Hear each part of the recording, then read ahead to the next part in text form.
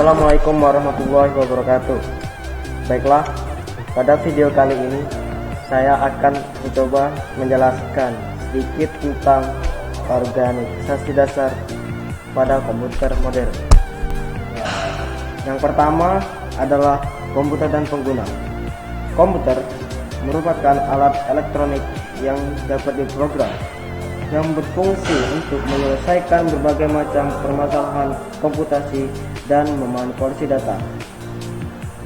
Kemampuan dasar komputer sendiri adalah melakukan kalkulasi atau perhitungan atau komputasi aritmetika.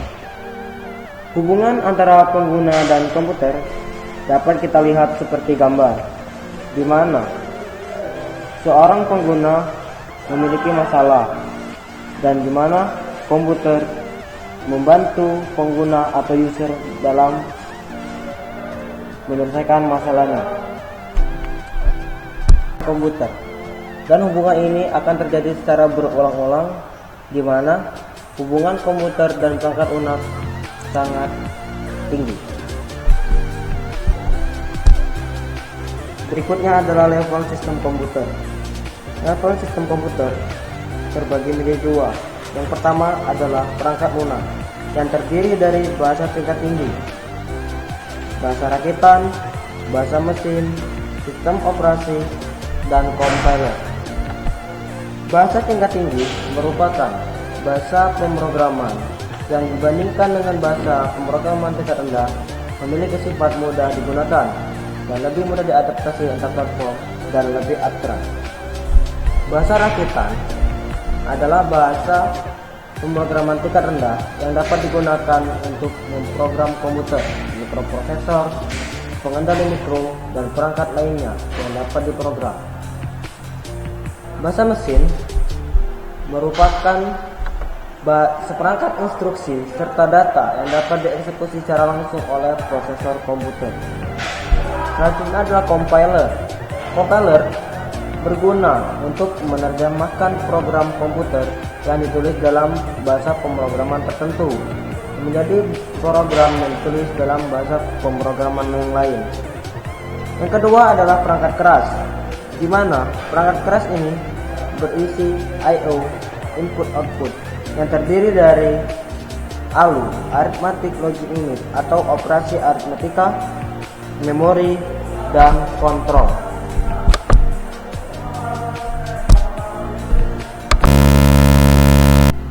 Fungsi komputer pada level sistem. Komputer berfungsi untuk mengeksekusi program.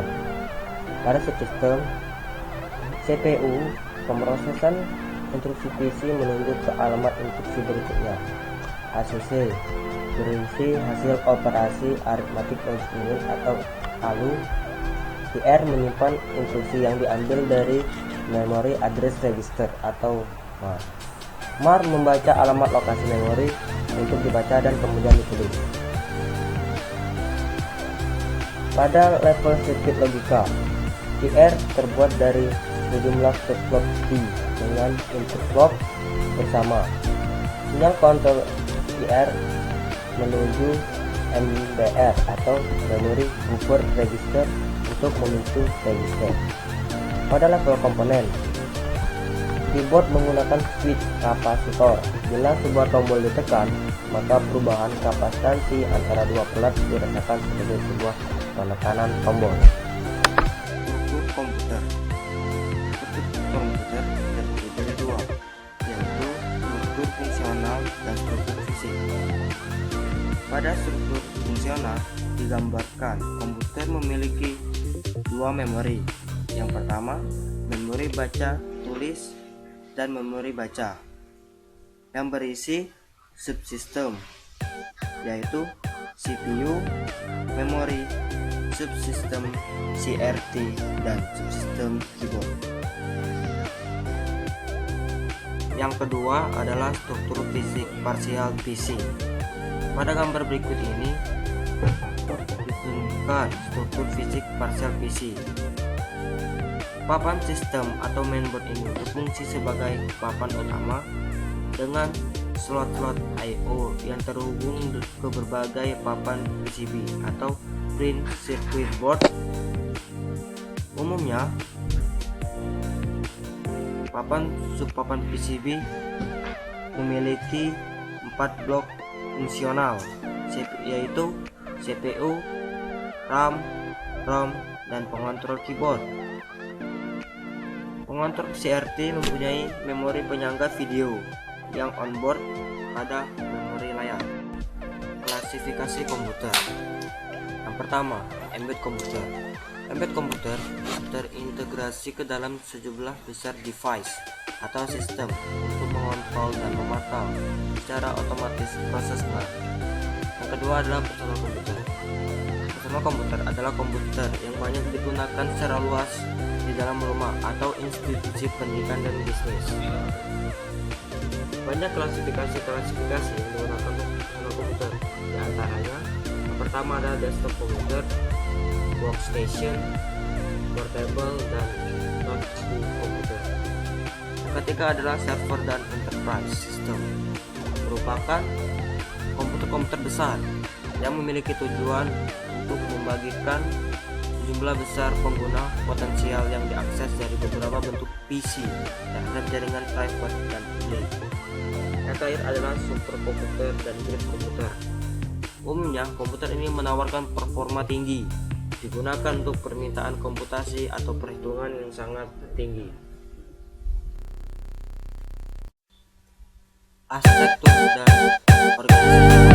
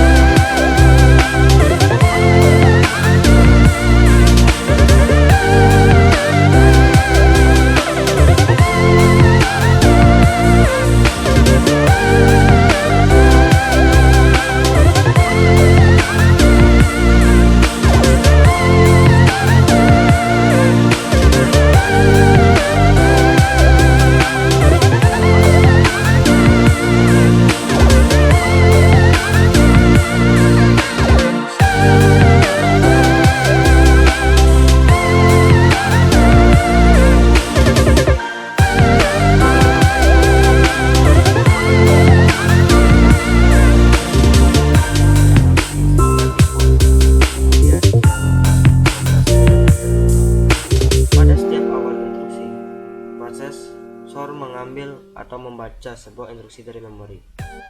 Pada prosesor yang khas, sebuah register yang disebut program counter menyimpan alamat instruksi yang akan diambil berikutnya. Pada fase eksekusi prosesor CPU mengeksekusi instruksi yang dari data dari pengambilan instruksi. Apabila tidak ada penambahan atau percabangan instruksi, maka CPU akan HAM atau selesai. Apabila ada penambahan atau percabangan, CPU akan melakukan jump atau branch yang melakukan perulangan sampai siklus selesai. Arsitektur von Neumann. Konsep von Neumann disebut dengan store program konsep, yang berbunyi program bahasa mesin disimpan di dalam komputer beserta data relevan lainnya, dan secara intrinsik komputer mampu memanipulasi program dan data tersebut. Arsitektur komputer Von-Neumann pada dasarnya mencakup hal-hal sebagai berikut. Yang pertama adalah mempunyai 3 unit perangkat keras, memori, CPU, dan unit I/O. Yang kedua, program dan data yang disimpan secara bersamaan di dalam memori. Yang ketiga, apabila pertama kali program berada di memori, kemudian komputer dapat mengeksekusi secara otomatis tanpa intervensi manual. Yang keempat, unit kontrol mengambil dan mengeksekusi instruksi satu persatu secara sekuensial atau berurut. Terakhir adalah suatu instruksi dapat memodifikasi isi dari suatu lokasi memori. Karena itu, sebuah program dapat memodifikasi memori. Arsitektur Von-Neumann ini sama seperti bunyi dari konsep Von-Neumann itu sendiri, yaitu di mana program itu terbagi disimpan dan data dari program itu akan dimanipulasi oleh komputer. Format dan siklus instruksi. Secara umum, format instruksi dibagi menjadi dua. Yang pertama, opcode, yang kedua adalah operan. Opcode menunjukkan operasi yang akan dikerjakan, sedangkan operan menunjukkan data yang akan dikerjakan. Umumnya, medan operan data memberikan alamat lokasi memori di mana operan tersebut akan disimpan. Interface CPU dan memori. Dalam mode pengalamatan, CPU melakukan dua operasi, yaitu operasi baca dan operasi tulis. Pada operasi baca, CPU mengirimkan alamat lokasi dan mengirimkan sinyal baca. Pada operasi tulis, CPU mengirim lokasi dan mengirim data yang akan ditulis oleh sinyal tulis memori. Dua jenis antarmuka CPU dalam sistem komputer. Yang pertama adalah antarmuka sinkron atau synchronous interface. Pada antarmuka sinkron, waktu yang digunakan oleh memori untuk melakukan operasi baca dan tulis adalah tetap atau selalu sama. Oleh karena itu, tidak ada feedback dari memori ke CPU yang menunjukkan selesainya operasi baca dan tulis. Kedua adalah antarmuka asinkron atau asynchronous interface. Pada antarmuka asinkron, memori memberitahukan selesainya operasi penulisan dan mengirimkan sinyal status memory function complete atau MFC. Interkoneksi bus. Bus merupakan jalur konduktor yang mengantarkan sinyal dari satu device ke device yang lain pada komputer. Hubungan bus diperlukan dalam komputer untuk membawa berbagai jenis informasi ke dalam subsistem.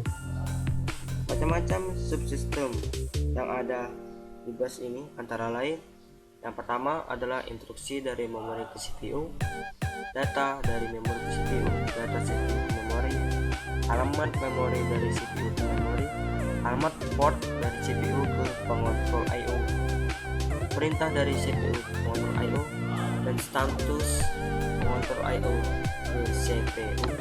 Sinyal clock. Clock merupakan sinyal listrik yang berupa suatu denyutan dan berfungsi untuk mengkoordinasikan atau mensinkronasikan setiap aksi-aksi atau proses-proses yang dilakukan oleh komponen di dalam perangkat elektronika. Ada beberapa istilah penting yang berkaitan dengan clock, yaitu satu cycle. Cycle adalah satuan yang digunakan untuk menandakan selesainya satu siklus clock, mulai dari denyutan dikeluarkan, kemudian naik hingga nilainya mencapai 1, lalu mulai turun hingga nilainya 0. Cycle time atau T adalah jumlah waktu yang diperlukan oleh sinyal clock untuk menyelesaikan satu siklus clock. Rise time. Rise time adalah waktu yang dibutuhkan untuk perubahan nilai dari 0 ke 1. Selanjutnya adalah fall time. Fall time ini kebalikan dari rise time, yaitu waktu yang dibutuhkan untuk perubahan clock dari 1 ke 0. Yang terakhir adalah clock frequency atau frekuensi clock yang disimbolkan dengan F, adalah besaran untuk menilai kemampuan satu snowflake dalam menciptakan satu siklus Newton Cat. Artinya beberapa banyak cycle per detik yang dapat dihasilkan oleh snowflake. F dirumuskan sebagai 1/T dan T dirumuskan kebalikannya dari F, yaitu 1/F. Dimensi evolusi komputer. Ada 5 dimensi yang digunakan untuk mengukur keunggulan suatu komputer, yaitu kinerja, kapasitas, harga, pemeliharaan, dan kenyamanan pengguna. Biasanya, kinerja dan kapasitas adalah faktor utama, di mana keunggulan komputer itu dinilai oleh user. Sedangkan dari sisi pemeliharaan, komputer dapat diukur dari waktu rata-rata antara kegagalan dan waktu rata-rata untuk reparasi atau perbaikan. Sedangkan dalam sisi kenyamanan pengguna, komputer memiliki beberapa penilaian, yaitu dari operator, programmer atau user, dan service atau reparasi.